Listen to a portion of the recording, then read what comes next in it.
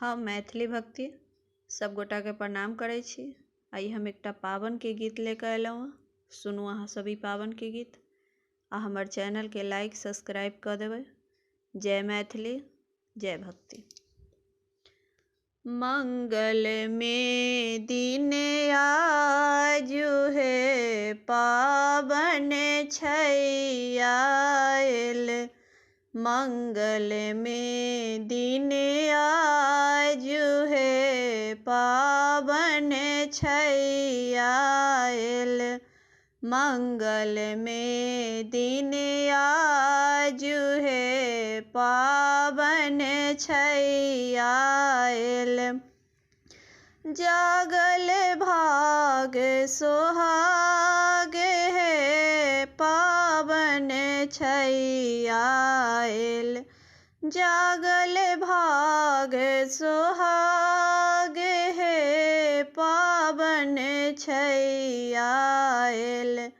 मंगल में दिन आजु है पावन छै आयल। काजर सिंदूर फूल गंगा जल। काजर सिंदूर फूल गंगा जल। सब सखी मिली अहिपन सजाल है पावन छै आयल। सब सखी मिली अहिपन सजाल है पावन छै आयल। मंगल में दिन आजु है पावन छै आयल। मंगल में दिन आजु है पावन छै आयल। जागल भाग सोहाग है पावन छै आयल। मंगल में दिन आजु है पावन छै आयल। शंकर के संग गौरी पूजब। शंकर के संग गौरी पूजब। पूजब कार्तिक गणेश है पावन छै आयल। पूजब कार्तिक गणेश है पावन छै आयल। मंगल में दिन आजु है पावन छै आयल। मंगल में दिन आजु है पावन छै आयल।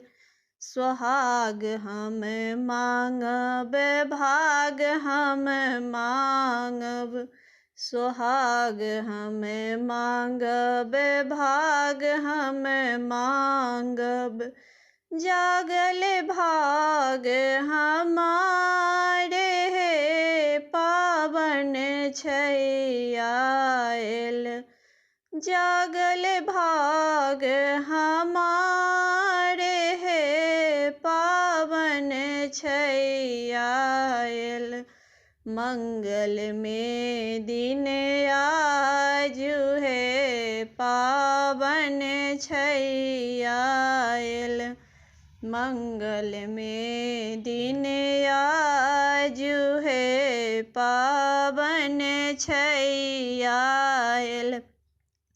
सिंदूर हम मांगब बिंदी हम मांगब। सिंदूर हम मांगब बिंदी हम मांगब। मांगब गोदी भरी लाल है पावन छै आयल। मांगब गोदी भरी लाल है पावन छै आयल। मंगल में दिन आजू है पावन छैया, पावन छैया आयल मंगल में दिन आजू है पावन छैया आयल।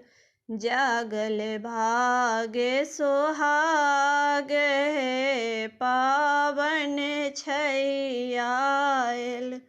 जागल भाग्य सोहाग है पावन छैया आयल।